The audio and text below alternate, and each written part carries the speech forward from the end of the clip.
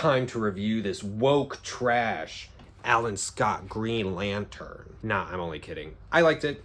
I thought this was a fine comic. It's like a standalone series. I picked it up because I love Green Lantern. Green Lantern is kind of one of my favorite concepts for a superhero. There's like 7, 8 of them now. It's wild. Alan Scott's pretty cool, and I think this is a version of him, clearly, in which they made him gay. And if you go into it wanting to know about Alan Scott and this version of this character and how he has become who he is, how he gets involved in the Justice Society of America, this isn't quite so bad of a comic to get into. So this kind of follows Alan Scott as he's researching and searching for this energy source in the ocean called the Crimson Flame. This is like World War II wartime, and so America believes that this is going to be great for them to develop energy weapons, etc. That's kind of how the story starts off. You find out that Alan is romantically involved with one of his other engineers that is on this project with him, and so when they reach the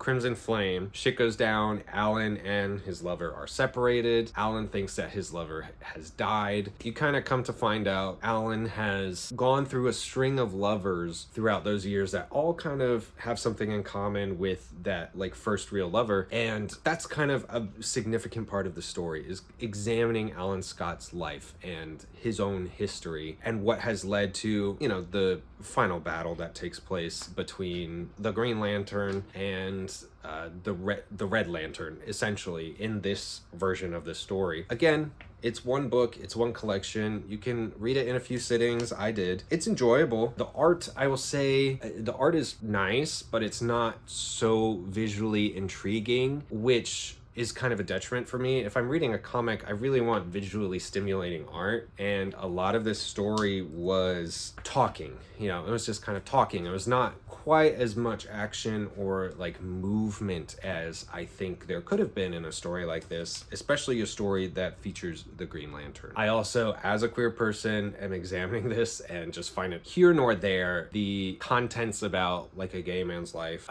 being shown in there, because obviously a lot of people dislike this comic and this take on Alan Scott because he's gay, you know, because they're homophobic or whatever. I don't mind people disliking comics for their story and whatever. I felt this was fine, but I didn't love this comic. People are allowed to have their own opinions, but when people just complain about things being woke trash, it's annoying.